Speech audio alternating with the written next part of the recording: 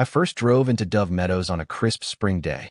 The neatly trimmed hedges and symmetrical flower beds hinted at the presence of a meticulous homeowners association.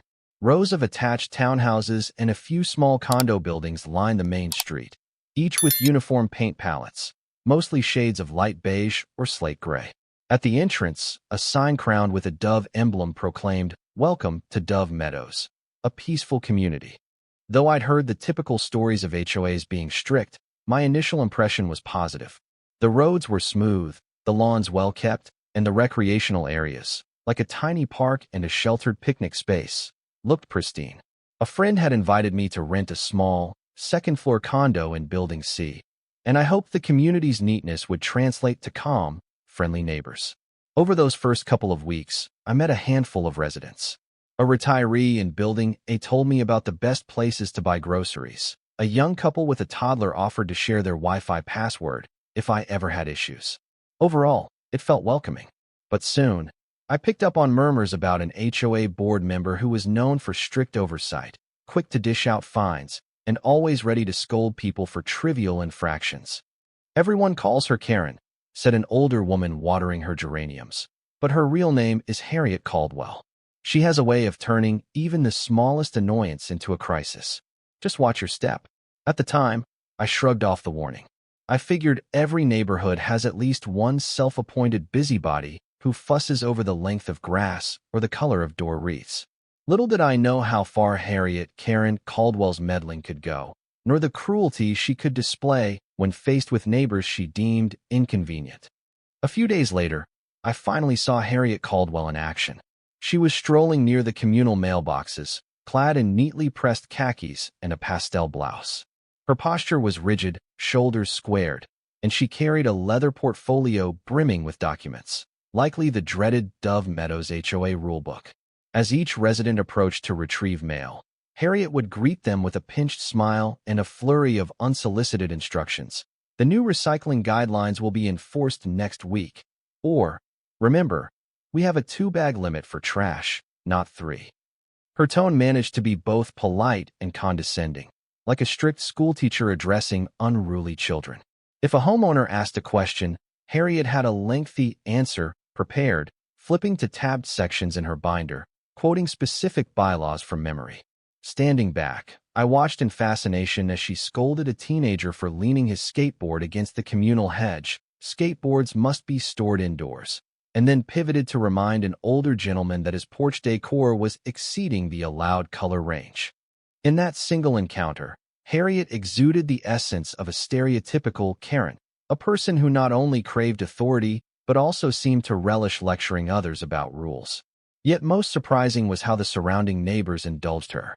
Many sighed or rolled their eyes once she walked away, but few challenged her.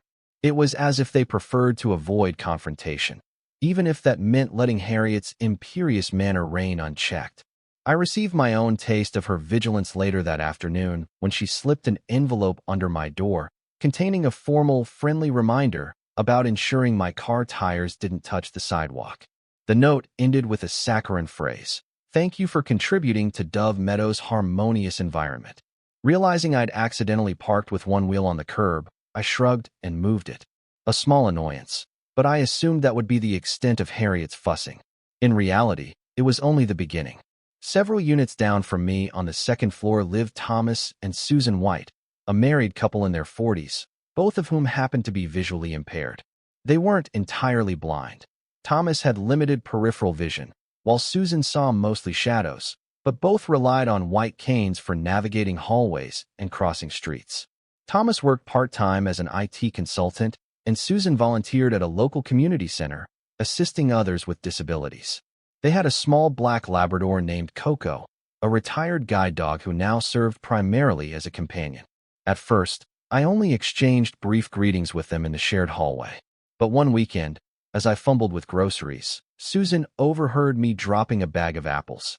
She kindly offered help, guiding me to pick them up, ironically with more grace and awareness than I had. The encounter left me amazed at how confidently she moved around her environment. Over the following weeks, we developed a friendly rapport, chatting about tech, local restaurants, and occasionally laughing about the squeaky elevator that rattled every time it ascended. The Whites expressed appreciation for how Dove Meadows was laid out. The hallways were wide and mostly free of clutter, the sidewalks in decent condition. "We used to live in a place with cracked pavement," Thomas said with a rueful grin. "Every short walk felt like a minefield." The couple seemed happy here, until Harriet Caldwell took an interest in them. Harriet's initial run-ins with the Whites were subtle. She'd bump into them in the hallway, do an exaggerated dance to avoid their canes, and mutter under her breath about inconvenience. She even asked Thomas if he could fold up the cane when in communal areas. Thomas politely explained that the cane wasn't optional. It helped him safely detect corners and obstacles. I caught Harriet once, standing at the corner of our corridor, arms folded, watching Thomas navigate the hallway. She wore a look of annoyed disapproval, as if she found it personally offensive that the Whites might move at a slower pace. It was an unsettling moment that foreshadowed greater hostilities soon to come. Over time, Harriet's frustrations with the Whites began to leak out in petty complaints. She lodged repeated notices, official HOA warnings, about alleged hallway disruptions. One cited excess cane taps against walls, which Harriet claimed threatened building integrity. Another letter accused Thomas of blocking foot traffic while retrieving his mail. The neighbors who observed these scenes found them laughable. Neither Thomas nor Susan ever obstructed anyone's path. Their canes scarcely made more noise than the average footstep. On more than one occasion, Harriet cornered me in the lobby to vent about "those blind tenants," a phrase that made my stomach churn. She complained that their cane use was slowing down hall traffic and that it was a hazard for normal people. I remember bristling at her choice of words, "normal people," and calmly pointed out that plenty of residents occasionally paused to chat or check phones in the hallway. Why single out the Whites? Harriet responded with a haughty shrug. "We have to preserve a fluid movement of people. The building was designed for efficiency. We can't have them poking around, causing congestion. It's not safe for anyone." It didn't matter how I tried to reason that the Whites were as safe and considerate as anyone else. Harriet was fixated on their presence as a problem. Meanwhile, Thomas and Susan tried to remain polite, but couldn't help noticing Harriet's hostility. Susan mentioned that Harriet stared or sighed heavily whenever they passed. "It's awkward," she confided. "We know she disapproves of us, but we're not sure how to address it."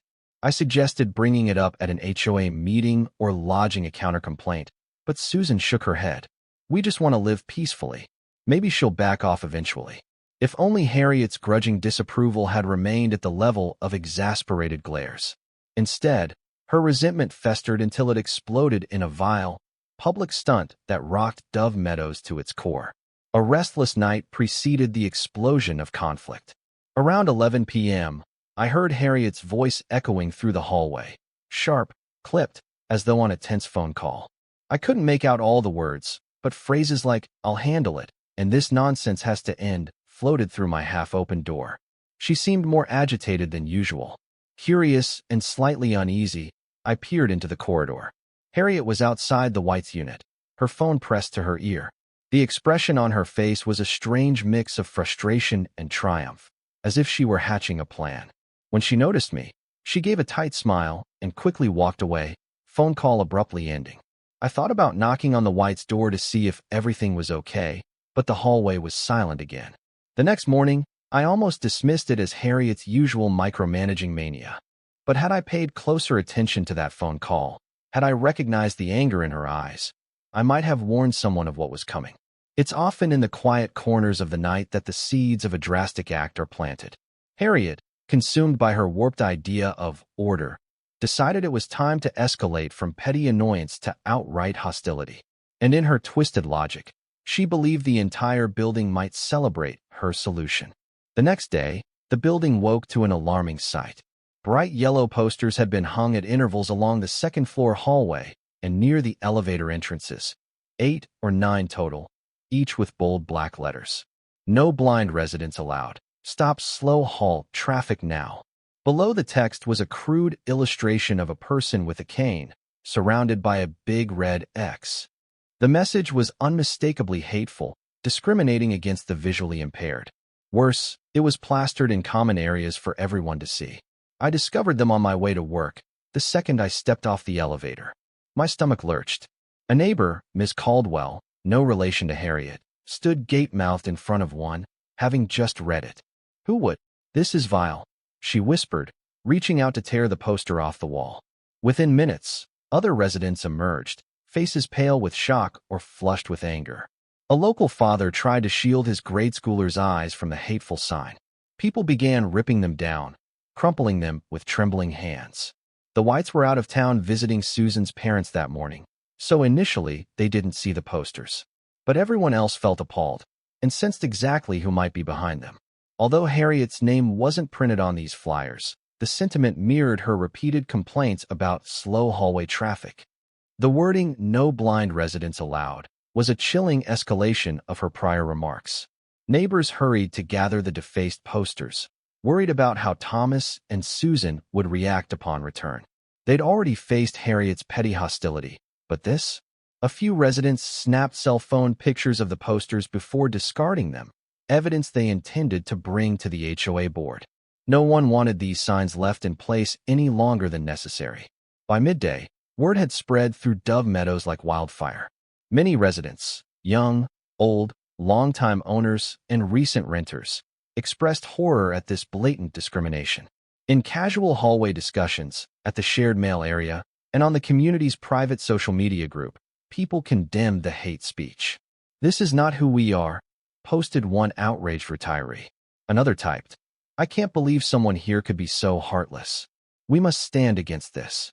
An emergency HOA board meeting was hastily scheduled for that evening. Typically, monthly board gatherings struggled to draw a handful of attendees. This time, the small conference room in the clubhouse was packed beyond capacity. Dozens of neighbors, from single professionals to large families, crowded in. The question on everyone's mind: who posted those vile signs, and how would the HOA respond? The board's president, a kindly older man named Mr. Lionel Barnes, called the meeting to order, looking visibly shaken. Harriet Caldwell sat to his right, a rigid mask of composure on her face, her trademark binder resting on the table. The rest of the board members exchanged uneasy glances. No one had officially accused Harriet yet, but suspicion hung in the air like a dark cloud. Mr. Barnes began with a statement. "In Dove Meadows, we pride ourselves on respect and inclusion. The hateful posters discovered today do not reflect our values. We will not tolerate discrimination." A round of applause followed, albeit tinged with tension. He added, "If anyone has information about who might have posted these signs, please come forward." Neighbors began sharing details.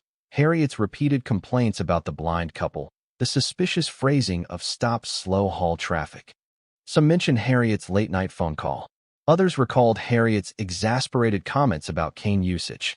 As the testimonies piled up, Harriet's face grew sterner, though she occasionally jotted notes with a pen, lips pursed.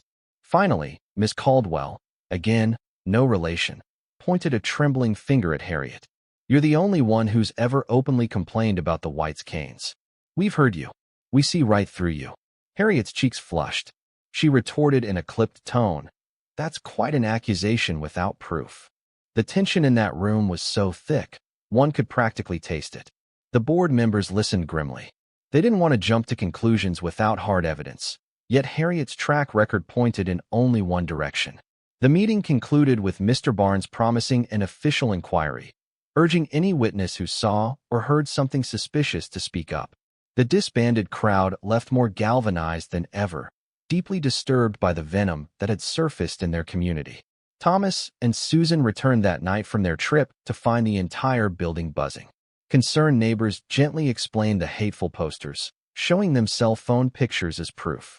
Thomas's face tightened, and Susan's eyes welled with tears at the cruelty. "We never asked for special treatment," Susan said in a trembling voice. "We just want to live in peace." Anger, sympathy, and heartbreak swirled among the residents. Some wondered if the Whites felt unsafe and might consider leaving. Others demanded Harriet be confronted directly. By the next morning, the usually serene second-floor corridor was ground zero for emotional discussions. When Harriet emerged from her unit, sporting her usual crisp attire, she found a group of neighbors waiting, arms crossed. Ms. Caldwell stepped forward first. "Harriet, we know you wrote those posters. Are you even aware how hateful and illegal that is?" Harriet glared. "I'm not obliged to entertain these baseless accusations." I have no idea who posted that trash. A moment later, Mr. Kim, one of the neighbors from the ground floor, arrived, out of breath. He held his phone. I caught part of the second-floor camera feed from last night, he announced. Some neighbors had installed personal cameras near their doors after a rash of package thefts months ago. Around 2 a.m., a figure matching Harriet's description was placing something on the hallway walls. Harriet's eyes narrowed dangerously. That's impossible, she snapped. I was asleep. But Mr. Kim quietly insisted the footage was time-stamped, and while the figure's face was partially obscured, it strongly resembled Harriet's distinctive hair and body shape. And that person wore a pink cardigan Harriet had been seen wearing that very afternoon. Harriet sputtered denials, yet the more she spoke, the more people glowered. In the corner, Thomas and Susan stood side by side, canes in hand, a swirl of emotions etched on their faces. After a charged minute of silence, Harriet turned on her heel and marched away, refusing to say another word. Meanwhile, the neighbors stared after her, certain of her guilt but unsure how best to force accountability. The next evening's follow-up HOA meeting was even more crowded than the first, if that was possible. Mr. Barnes had reviewed the new evidence, phone images of the hateful posters, multiple testimonies of Harriet's resentful remarks, and the partial footage from Mr. Kim's hallway camera. Despite Harriet's vehement denials, the board unanimously agreed that the evidence pointed to her involvement. When Harriet arrived, looking defiant yet visibly uneasy, the tension in the room spiked. Mr. Barnes began in a grave tone. We've reviewed the security footage and resident statements. Ms. Caldwell, while we don't have a perfect, full-face view, the unique clothing and timing are highly suggestive. Additionally, your ongoing complaints about the whites are on record. Harriet tried to interject, but he raised a hand. We take hateful conduct extremely seriously at Dove Meadows. If you have further evidence contradicting these findings, please present it now. She had none, beyond repeated claims of innocence and vague insinuations that someone must be framing me. But her argument held no weight against the growing mountain of circumstantial evidence. In a public setting, Harriet was outnumbered. Once so formidable, she now appeared cornered. The board members, stiff with disapproval, announced a formal censure. This included immediate removal of Harriet from her position on the Community Standards Committee, probation for Harriet's membership in the HOA's leadership circle, meaning she had no voting or enforcement power for the remainder of the year, mandatory sensitivity training about ADA, Americans with Disabilities Act, compliance, and anti-discrimination guidelines. Furthermore, the board pledged to denounce Harriet's hateful stunt in an official community-wide statement. They also apologized directly to Thomas and Susan, vowing that Dove Meadows would not tolerate such discrimination. Neighbors applauded, many hugging the whites in relief. Harriet, red-faced, stood abruptly. "This is a witch hunt," she spat, her voice shaking with anger. "I have served this neighborhood diligently for years. You'll regret scapegoating me." She grabbed her binder and stormed out. A hush lingered in the room. Then, almost as one, the residents exhaled, like a collective sigh of relief that the community's leadership had, at least, taken a stance. In the wake of Harriet's censure, the board decided to go further. They recognized that if the white family and any future visually impaired residents were to feel truly welcome, more than just condemnation of hate speech was needed. Positive action was crucial. Thus, Mr. Barnes and the other board members convened a special subcommittee to discuss potential accessibility improvements. They consulted with Thomas and Susan about how the building could be made safer for individuals with visual impairments. While the whites found Dove Meadows fairly navigable, they did mention some possible enhancements. Tactile floor stripes, placing slightly raised or textured strips along hallway edges, so a cane could detect them before hitting a wall or corner. Braille labels, adding Braille signage at every door, including laundry rooms, storage spaces, and the elevator panel. Better lighting, ensuring corridors had even, glare-free lighting to help those with partial vision identify obstacles. The HOA embraced these suggestions wholeheartedly. They voted to allocate funds for an initial pilot project on the second floor, with the plan to expand if feedback was positive. Mr. Kim and several volunteers even offered help installing the Braille labels, while a local contractor handled the tactile stripes. By early spring, the second-floor corridor boasted new, subtle markings that aided navigation, plus braille signage at each unit door. The Whites tested the changes, praising the difference in comfort and safety. Neighbors marveled that such simple updates could enhance the environment for everyone, especially those with limited sight. The next monthly newsletter highlighted these changes as a welcoming initiative. It concluded with a statement: Dove Meadows stands against discrimination and for the dignity of all residents. The same letter included a direct apology to Thomas and Susan on behalf of the community, reaffirming that hateful actions did not reflect the majority sentiment. Many neighbors felt a renewed pride in their community, grateful that Harriet's malice had been overshadowed by collective compassion. While the rest of Dove Meadows united around accessibility improvements, Harriet Caldwell found herself increasingly isolated. Stripped of her committee role, she no longer had the authority to issue official warnings or fines. Her former supporters, those who admired her strict enforcement style, distanced themselves, unwilling to defend such blatant bigotry. Harriet still resided in the same building, of course, but daily life changed drastically. Folks who once tolerated her officious greetings now glared or hurried past in uncomfortable silence. Some refused to acknowledge her altogether. She tried to share her side of the story, claiming she'd been unfairly targeted by a mob, but few listened. The hateful signs left too deep a scar. Rumors circulated that Harriet was researching lawsuits, perhaps hoping to sue the HOA board for wrongful censure or defamation. But no suit materialized. Legally, Harriet had little ground, and the local attorneys she consulted likely advised her to drop it. Meanwhile, small indignities piled up. A neighbor who used to chat with her about gardening now crossed the street to avoid her. Another who'd once asked for her expert advice on a bylaw quietly unsubscribed from Harriet's email updates. Harriet had created her own pariah status with a single, shocking act. Despite the hostility Harriet faced, Thomas and Susan remained gracious. When they encountered Harriet in the hallway, they greeted her softly, never stooping to scorn. But Harriet rarely responded. She averted her gaze, face set in bitterness. For her, the world seemed to revolve around the injustice of losing her role, unwilling to see how her hatred had triggered the entire fiasco. Chapter 12. Stories of Resilience. Amid the tension, the Whites showed remarkable poise. Susan continued her volunteer work at the community center, and Thomas quietly supported local nonprofits advocating for the visually impaired. They shared with me how hateful incidents sometimes rattled them, but how resilience was crucial to their lives. My father lost his sight due to an injury at work, Susan explained one afternoon. He always taught me that we can't let ignorance define us. We just keep going, showing who we really are. She recounted a similar scenario years ago, in a different apartment, where a neighbor once left mocking notes about "blind lady, watch your step." They overcame that, too, eventually winning the building's respect. Thomas expressed gratitude for the outpouring of neighborly support. "We expected maybe a handful of people to speak up," he said.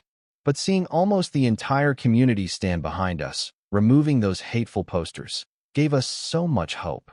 The welcoming initiative proved that even in a suburban setting often mocked for petty drama, compassion could triumph. Some residents offered to guide the Whites with groceries, though Susan and Thomas politely declined unless they actually needed help. "We appreciate the kindness," they told everyone, "but we're okay. We do love the new tactile stripes, though." It wasn't just the Whites who benefited. An elderly couple on the first floor told me they had poor night vision and found the new lighting in the corridors made it easier to navigate at dusk. A young mother with an infant appreciated the braille signs for an unexpected reason. When carrying her baby and dealing with laundry, she sometimes used her elbow or fingertips to identify the right door without rummaging for keys. In short, these inclusive modifications helped many residents. Ironically, Harriet's stunt had become the catalyst for a more inclusive and supportive Dove Meadows. The short, hateful message, "No blind residents," spurred a wave of reflection on how to make the community truly accessible. In an unexpected twist, Harriet's attempt to force the Whites out ended up reinforcing their belonging, forging stronger bonds among neighbors. The HOA board, newly inspired, began exploring additional improvements, such as audio cues in elevators, announcing each floor, tactile paving at outdoor crosswalks, so that those with canes could detect curbs. Encouraging local contractors to adopt universal design principles for any future remodeling. These steps not only supported the whites, but made life easier for older adults, parents pushing strollers, or anyone who valued clarity in navigation. Dove Meadows was transforming into an example of how small changes could yield large benefits. Local newspapers even heard whispers of the changes, though no major article was written yet. Still, the sense of pride among residents was palpable. Throughout it all, Harriet stayed on the periphery, watching her old domain of community standards enforcement slip away. The same neighbors who once sought her input on petty matters of uniform compliance now found better, kinder ways to address concerns. The board replaced Harriet's draconian approach with a new motto: compliance with compassion. Several months passed. The second-floor hallway, once the backdrop to hateful posters, was now lined with friendly, official welcoming banners featuring Braille text reading, "All are welcome here." Residents had spontaneously created them after removing Harriet's shocking notices, wanting to fill that space with an uplifting message. Pastel ribbons decorated the area. Even the building's usual hush felt warmer. To further extend an olive branch, the whites agreed to speak at a special HOA seminar on disability awareness, explaining how canes, guide dogs, and general courtesy can help visually impaired residents thrive. Attendance was voluntary, but more than 30 people showed up, including Mr. Barnes and nearly all the board members. The talk was well received. Thomas and Susan answered questions with humor and sincerity, bridging gaps of ignorance many people never realized they had. At the end, a neighbor asked, "How can we ensure this hateful incident never happens again?" Susan paused thoughtfully. "We can't guarantee some future Harriet won't surface," she replied gently. "But if a community keeps open dialogue, empathy, and stands up for each other, hateful acts will find little room to take root." Applause erupted. In that moment, a wave of optimism washed over me. Dove Meadows felt more united and enlightened than ever. As for Harriet herself, she did not attend the seminar. I glimpsed her peeking from behind the clubhouse door for a moment, but never stepping inside. Perhaps curiosity drew her near, but pride or shame kept her from joining. She retreated to her unit soon after, leaving only the faint echo of footsteps in her wake. The day Harriet hung those vile posters, she must have imagined she'd spark a groundswell of support to oust the whites. Instead, her hateful message galvanized Dove Meadows in the opposite direction, toward acceptance, inclusion, and a better environment for all residents. The story of No Blind Residents spread quietly among neighboring communities, highlighting how swiftly an HOA could condemn discrimination and embrace accessible design. A few months after the fiasco, on a sunny weekend afternoon, the HOA hosted a community block party. People set up grills, a bouncy house for children, and a small stage for local performers. Thomas and Susan arrived with Coco the Labrador, greeted by cheerful waves. Mr. Barnes addressed the crowd, praising the new accessible stripes and Braille signage. "We've learned we're stronger when we accommodate everyone," he said, raising a plastic cup in a toast. "Here's to building a neighborhood where no one is left behind." Laughter and applause filled the courtyard. In the corner, Harriet Caldwell lingered alone, looking unsure whether to stay or leave. Some neighbors quietly beckoned her to join, but she only managed a stiff nod. The community had moved on, forging a kinder path. Harriet's old role as enforcer, built on intimidation, had no place in this new chapter. When Thomas and Susan spoke briefly to thank Dove Meadows, they singled out the neighbors who tore down the offensive posters. "Without your swift action, we might have felt too hurt to stay. But your love and solidarity reminded us this is our home, and we belong here." Another round of cheers rippled through the crowd. As dusk settled, kids danced around with glow sticks, and an amateur guitarist strummed gentle tunes. I looked around at the smiling faces, an eclectic mix of families, seniors, and single residents, and realized Harriet's cruelty had ironically led to a deeper sense of unity. Dove Meadows had become not only a peaceful community in name, but in practice, a place that took a stand against discrimination, ensuring every resident felt safe. And in that sense, Harriet's hateful gambit forever changed the neighborhood for the better, forging a legacy she never anticipated.